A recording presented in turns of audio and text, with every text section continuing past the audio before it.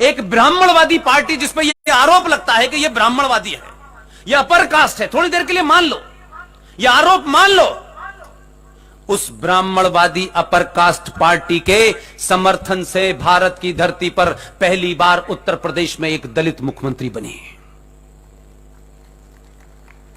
कहां हैं आप?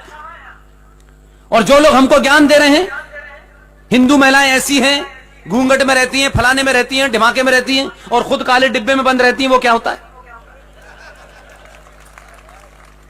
और आगे चलिए, इस्लाम में औरत के बारे में यह फरमाया गया है कि अगर कोई क्राइम हो जाए, कहीं कोई गवाही देनी हो, तो एक मर्द की गवाही के लिए 2 औरतों की गवाही जरूरी है। इतनी यूनिटी और इतनी बराबरी इस्लाम में। और हमें देखिए, इसी बीजेपी और इसी ठाकुर और ब्राह्मणवादी पार्टी पे यह लगा ये मुसलमानों के खिलाफ हैं। पूरे 56 देशों में, इस्लामिक मुल्क में औरत हुकूमत नहीं कर सकती। यह हमारा पुरुषार्थ है, हमारे संस्कार हैं, हमारी सभ्यता है। तुमने जमीन पर लाइन खींचकर कहा यह पाकिस्तान बन गया, यह बांग्लादेश बन गया।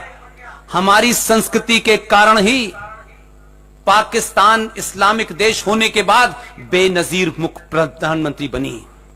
बांग्लादेश इस्लामिक होने के बाद 2-2 प्रधानमंत्री मुसलमान बनी। श्रीलंका में भंडार नायके बनी। और भारत में जो आपको बड़ा बताते हैं ना, इस्लाम इस्लाम कुरान हदीस दिन पर सर पे लेके घूमते हैं, उनको बताइए इसी देश की एक अपर कास्ट पार्टी जिस पे ये आरोप है, उसने भारत की धरती में पहली बार भारतीय जनता पार्टी के समर्थन से जम्मू कश्मीर में महबूबा मुफ्ती एक औरत को मुख्यमंत्री बनाया। यह भी हमारे खाते में जाता है। आप कहते हैं वुमेन लिबरेशन? कौन सा लिबरेशन है भाई? दिल्ली के अंदर 5 पुलिस कमिश्नर महिलाएं हैं। कहां पे वुमेन लिबरेशन की बात होगी भाई? इसलिए अपने नैरेटिव को बदलें। 1970 की एक फिल्म की चर्चा रेफरेंस में आपको दे दूं। आप लोग जो पुराने लोग हैं, जिनके बाल कम हो गए हैं, 1970 में एक फिल्म आई थी, उस फिल्म का नाम था घर। उसमें रेखा और विनोद मेहरा उसके हीरो हीरोइन थे। ये रेफरेंस के लिए दे रहा हूं कि मेरी युवा पीढ़ी को मैं ये समझाना चाहता हूं, उन पे कुछ थोपना नहीं चाहता। वो आजाद है, जो दिल चाहे करें, उनको छूट होनी चाहिए। हमारे संस्कारों में कभी नहीं था। हमने सीता जी को कभी पर्दे में नहीं देखा। लेकिन यह गलत आरोप आप पे लगा और आपने मान लिया कि भारत में सती प्रथा थी, सती प्रथा थी। सती प्रथा एक समय कालखंड में जो इस्लामिक वहशी इस देश में आए थे, जिन्होंने सोना लूटा, मंदिर लूटे, राज लूटा, उनकी निगाहों में जो वासना थी उससे बचने के लिए हिंदू औरतों ने घूंघट किया था। और जो नहीं कर पाई उन्होंने जौहर कर लिया अपने सम्मान को बचाने के लिए। वो एक कालखंड की घटना है। अगर सती प्रथा हमारे पंथ की, हिंदुत्व की कोई परिभाषा होती तो राजा दशरथ की कितनी रानियां थी? भगवान राम की 3 माएं थी कि नहीं थी? कौन सती हुई? कहां सती हुई? यह धर्म का हिस्सा नहीं था। एक कालखंड में, उस दौर में, उन आक्रांताओं से बचने के लिए वो लोग सती हो गए। वो जानते थे कि हमारे बाद हम पकड़े जाएंगे तो क्या होगा। और किया नहीं आपने। जामा मस्जिद, लाल किले के सामने मीना बाजार है, जाके देखिए। इतिहास की चीजें मिटी नहीं है, आपने पढ़ना और सोचना छोड़ दिया है। उसी मीना बाजार के अंदर हिंदू औरतों को नंगा करके उनकी बोली लगती थी। वो इतिहास वहीं लिखा हुआ है, ये पुष्पेन का इतिहास नहीं है। बोली लगती थी वहां उनकी। वो हमको बता रहे हैं, महिलाओं के बारे में ज्ञान दे रहे हैं, हमारी हिंदू बच्चियों को ज्ञान दे रहे हैं, लिबरेशन बता रहे हैं। अपनी को तो नीचे से लेकर ऊपर तक ढक देंगे और हमसे कहेंगे कि अरे Islam is the religion of piece.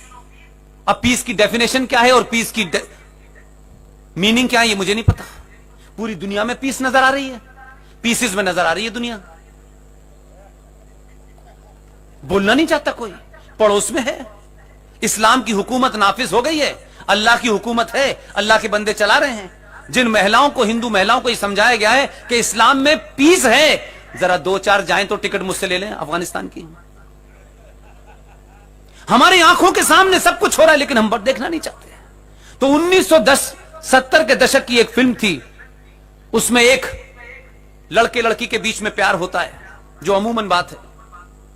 प्यार हुआ, शादी हो गई, वो लोग एक आम परिवार की तरह रहने लगे जो एक मिडिल क्लास में होता है। घर आ गया, घर में आज बर्तन आ गए, आज चाय बनाने का बर्तन आ गया, आज घर में फ्रिज आ गया। इस किस्म की उस फिल्म का बैकग्राउंड थी।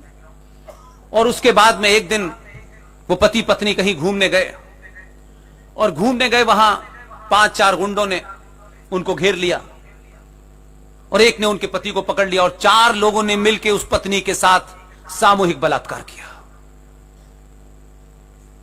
1970 के दशक की फिल्म है। और उस बलात्कार के बाद वो लोग सब भाग गए। वो पति दुखी, हारा हुआ अपनी पत्नी को लेकर घर आ गया। उस पूरी कहानी का निष्कर्ष क्या निकला, वो ये बताया गया कि संकट की इस घड़ी में, देखिए नैरेटिव क्या था, जिसकी पत्नी के साथ ऐसा जघन्य अपराध हो गया हो और वो पति उसको घर ले आया हो, उसकी पत्नी एक ट्रॉमा से घूम रही हो, और एक ऐसी चीज जो किसी भी महिला के लिए बहुत ही ज्यादा सम्मान्य होती है, वो चौराहे चौराहे उसकी नुमाइश हो गई हो, उसके लिए जिंदा रहना भी एक बड़ी अपशाप बन गया हो।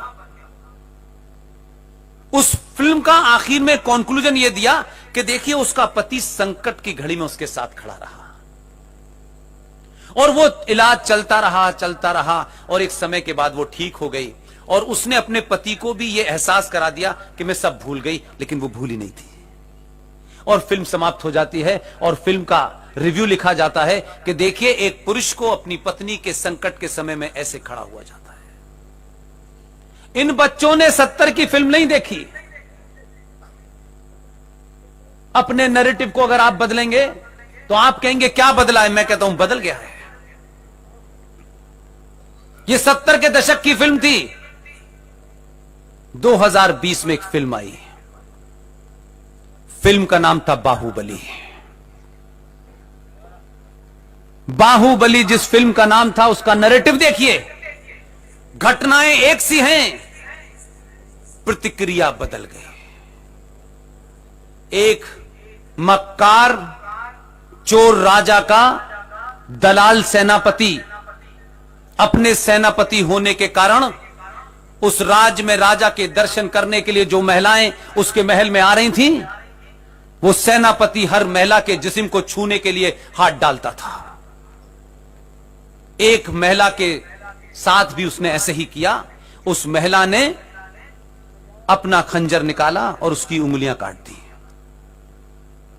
और उसके बाद वो दलाल सेनापति राजा के सामने पूरी बात को जब बताता है तो झूठ बोलता है। दोनों में फर्क देखिए, सिचुएशन का फर्क बता रहा हूं मैं आपको। राजा, सेनापति और उस महिला का और महिला का पति, उसने पूरी कहानी राजा को समझाई क्योंकि वो चाटुकार था, तो राजा ने भी वही कहानी सुन ली। इस बीच में बाहुबली आ गया। वही उसने राजा से नहीं पूछा, उसने अपनी पत्नी पे यकीन किया और पूछा, देवसेना तुम बताओ क्या हुआ था। देवसेना ने हूबहू कहानी बताई और उसने अपनी कहानी बताते बताते ये कहा कि ये हर महिलाओं के शरीर को छूने की कोशिश कर रहा था। जब इसने मेरा शरीर को छूने की कोशिश की तो मैंने उसकी उंगली काट दी। देवसेना का ये सेंटेंस पूरा नहीं हुआ, बाहुबली ने कहा ऐसे शख्स की उंगली नहीं गर्दन काट देनी चाहिए, और ये कहते कहते गर्दन काट दी उसने। आज की मेरी बेटियों और बहनों को अगर बनना है तो देवसेना बनो। जिन भाइयों में पुरुषार्थ बहुत है, जो 2-2 गर्लफ्रेंड को घुमाते हैं,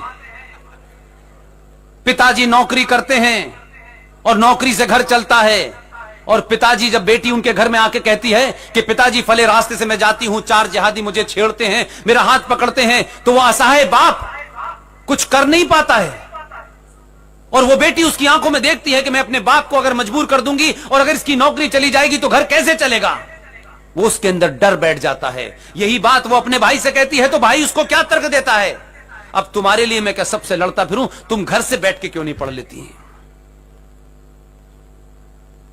इसलिए भाइयों से जो हीरो बने घूम रहे हैं हीरो मोटरसाइकिल पे, आपको मेरी एक सलाह है। ये जो आजकल आप बहुत परेशान हैं कि जो घर से चला गया है उसे वापस लाने में अपना टाइम जाया कर रहे हैं, घर वापसी घर वापसी घर वापसी। आपको भाई और पति बनना है तो बाहुबली बनिए।